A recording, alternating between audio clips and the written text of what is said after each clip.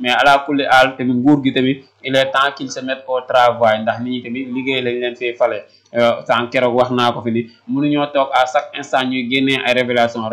c'est bien beau ñu xam kan moo yoroon lii kan fan la ko dugal xaalis bi ñu dégg luubal nañ ko fan lañ ko dugal mais suñu naree topp polémique yi tamit ak opposants yi seen ay yëngatu loolu à la fin li ñu bëgg a liggéey si réew mi dinañ ko liggéey actuellement réew mi metti na koom-koom bi kenn xamul nu mu demee donc dépense metti na donc pour consommation li nga xam ne moom lañ nit ñi di dundee quotidiennement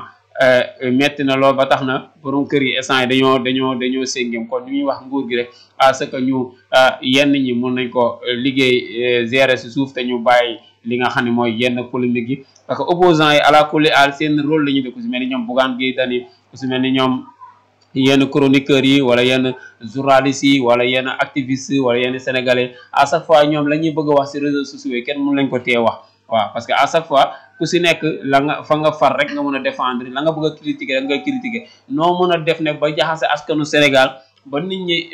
jot si li nga xam ne mooy information bi wala ba xelul nit ñi lëmbee yow di nga ko def mu nekk loo xam ne tamit nguur gi on ne veut pas qu'il se mette dans ce jeu là surtout ki nga xam ne mooy Ousmane Sonko saa yu génnee def révélation yi day créer polémique yooyu ne muy créer mooy andi li nga xam ne mooy retardement parce que da ngay mujjee nekk si yenn polémique yoo xam ne à la fin yow nguur gi doo xam loon nga war a liggéey te 5 ans dafa gaaw et Sénégal actuellement soxlawu ñu li nga xam ne mooy loolu ñi nga xamante ñooy opposants yi tamit ñu ngi leen di wax yi tamit à chaque fois à ce que ñu am li nga xam ne mooy patience parce que nguur bu bees surtout ñoo xam ne ñun ñëpp xam nañ la majeure partie nguur que ça commencé ko si président Diomaye ba si premier ministre Ousmane Sonko la majeure partie ñii mosuñoo nekk ministre ñii mosuñoo nekk député ñenn ñi sax mosuñoo nekk ay DG donc ay nit ñu bees suñu ñëwee si réew c'est normal que yenn erreurs yi am c'est normal yenn retard yi am c'est normal que yenn